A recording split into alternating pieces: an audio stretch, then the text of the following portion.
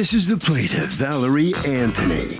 She says she brought her dress to the defendant's dry cleaners and he ruined the thing.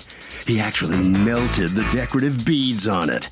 The defendant acted like a real jerk about it. The cops were called, and it became one big hot mess. She's suing for $400 for the cost of her ruined dress and harassment.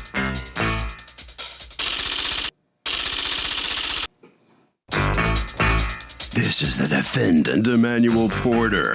He says the woman's garment was made in a third world country because he followed the cleaning directions precisely and the beads melted anyway. Besides, once you buy something and wear it, it becomes a rag and it's not worth what you paid for it brand new. He was willing to work with the plaintiff, but she created a scene in his store and almost got arrested. So now it's up to the judge. He's accused of causing a meltdown.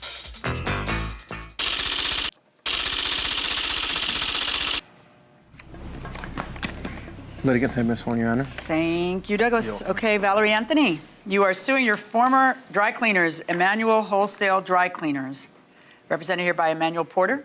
Yes. You're the owner? Yes, ma'am. For $400 that you say you are out, 100 of it, the cost of the suit that you say he ruined, and the rest of it for harassment.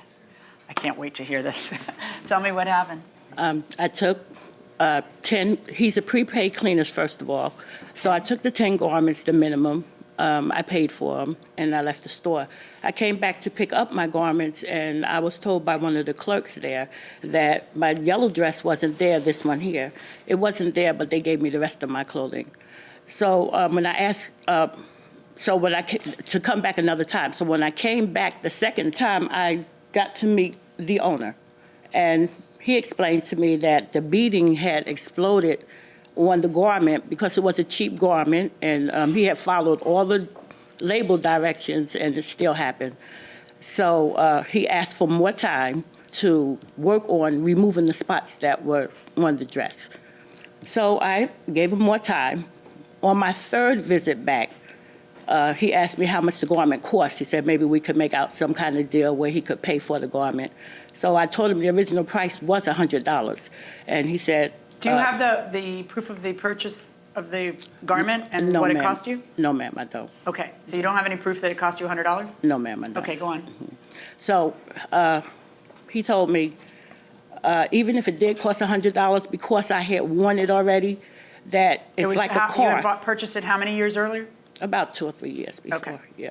So he told me the price of it was less. He said it was like a car once you take it off the, once in you other start words, to it wear had depreciated because now it was a used garment. Right. It sounded reasonable to me, so I said 75. He said, no, 50. And so I said 50. So I wanted to get the thing over with. I said, okay, $50, and I'll put something else on, buy me something else. He told me, well, look, you have to use store credit. I said, after you ruin my dress, I have to use store credit? I said, no, sir, I won't do that. So he said. Which only costs him like $5, you know? So he told me, he said, well, let me think about it and come back and get your dress. I didn't want any problems. So at this point, you still don't have the dress? I still don't have the dress. Okay. So I said, okay. I came back the 4th time, and he was waiting on one customer, and I was waiting for him to finish with that customer. 3 additional people came in. He still had me waiting, sitting there. So I was turning to leave, and this gentleman said, look, I'm going to give you your garment. So he went in the back. He did tell me. He said, wait, I have to iron it. So, iron it? Iron it, yes. Pressing. What are we going to press it for? She's not going to wear it. It's ruined, right? Yes, it's ruined. Well, it's not that ruined? Let's see how ruined it is. Okay. Can I see it? All right, so go on. So he went in the back. He got the dress. I waited while he pressed it.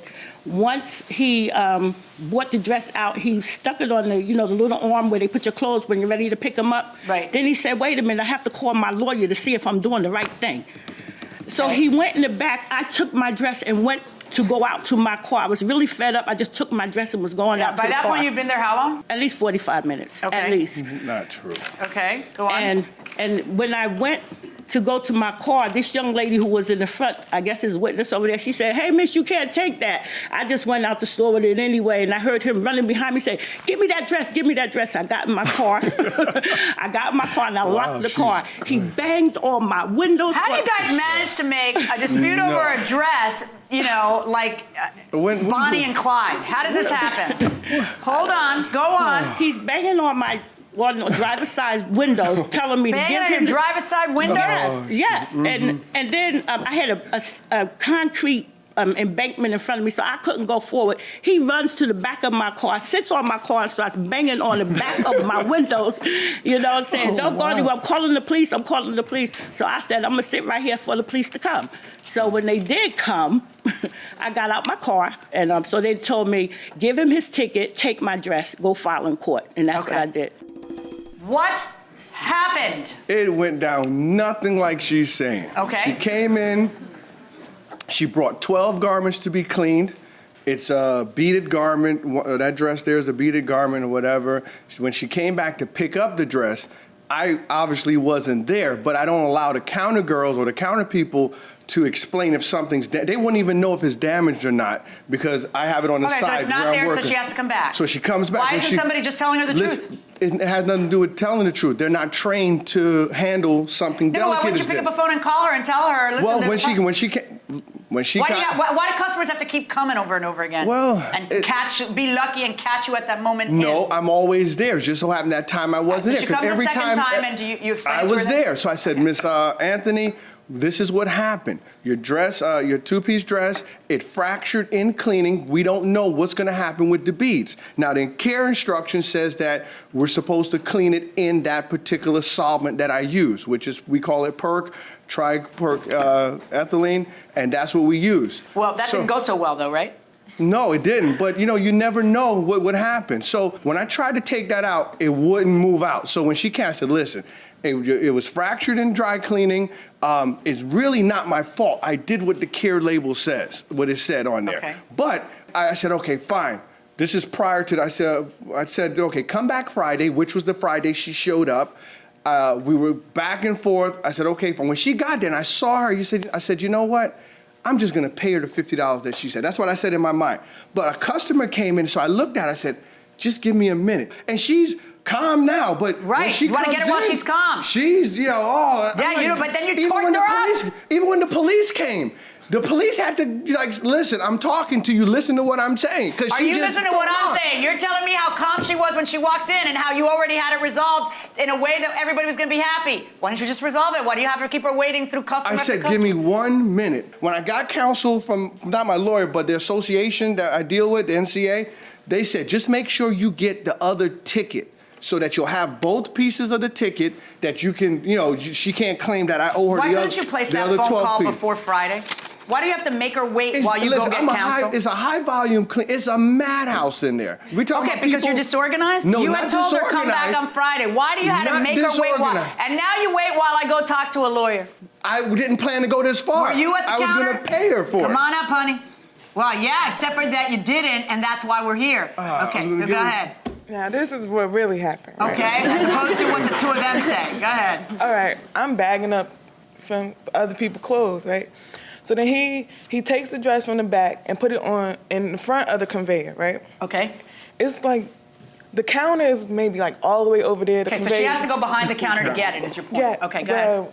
Into the store, like in the middle of the store. Right, in parts where clients aren't allowed. Yes. Right, okay. So then I'm finished bagging. I just see her running to the dress. Inside the store. Get her dress. I'm looking like, I just see her running out. I'm like, oh my gosh, like, did she just steal her dress? Like, right. So then I tell him, like, Mr. E, like, it's hard to steal your own dress, but yeah, okay. But I'm like, Mr. E, she just took her dress. Like, what am I supposed to do? So he runs out.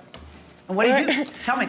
He like, miss, could I just have my ticket? Like, you could keep your dress, give me my ticket. She doesn't want to get out the car, nothing. So I'm still sitting there watching. Right. So then he gets on the back of her car, like. But he sits down on her car.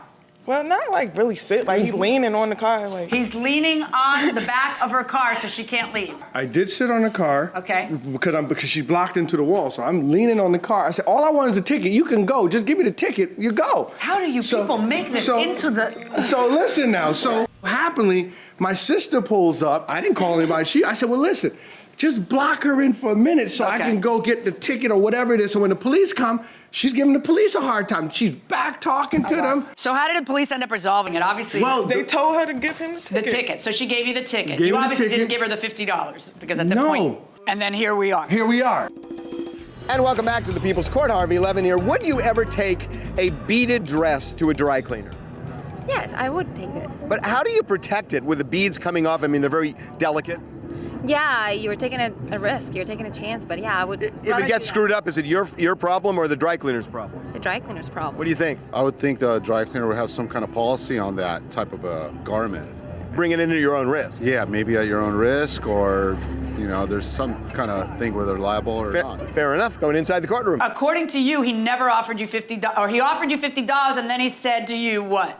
I have to use it in store credit. And so now you're suing for $100, which was the value of the dress before when you bought it, according to you. Yes. And you are suing for $300 for harassment based on what? I could have had a heart attack. Seriously, he was banging on my windows. I'm like, Tell I'm me about really that. scared. Hold on. He's banging on your. I heard your side. Now I want to hear hers. He's banging on your window. Yes, first he was banging on the driver's side window. Now I was really really hyperventilating, banging on my driver's side window. Then he goes around to the back. I guess he must have realized I can back out because I was short trying to get my key in the ignition. So, he gets in the back of the car. He gets to the back of the car, and I certainly wouldn't run over. And what was he saying? Then somebody came and pulled the car behind mine, so I guess he didn't have any more fear of me leaving, so he got off. And when she said I'd he be was worried you're leaning, going to run over me. That's what I would be worried about. I would be worried that what started off as nothing He but a should've. simple little dress problem would become like a homicide. It's ridiculous. This is a silly little business dispute that should have never gotten this far. But here we are. Yeah. He is right that when a dress is hanging in your closet or on your body for 2 to 3 years, the dress depreciates, and it depreciates more than you want to know. The value of the garment at the time that it's ruined is what you are entitled to, not the value of the garment 3 years ago, because that would put you in a better position. Replacement value isn't what you get. Replacement value would get you a brand new, spanking new dress, and then you got to wear this one for free for 3 years. That's not how it works. You get the depreciated value. I'm going to order the cleaners to pay you $50 for your troubles. Verdict for the plaintiff. Good luck, folks. All right, just hold on right there, guys, please. Well, there it is. There's the new dress you just bought for $50. Yes. Come on in here. Step in here. Sir, how do you feel about the outcome of this case here? Well, the judge, it seemed like she had to do what she had to do.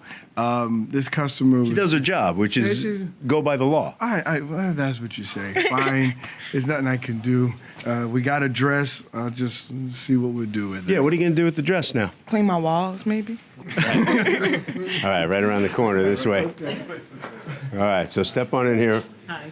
All right, so you didn't get $300 for harassment or $100 for your dress. You satisfied with what you came out with? We could have done that in the beginning. I'm satisfied. It never really was such a big deal, but the anger at the time and, I just wanted him to come to court.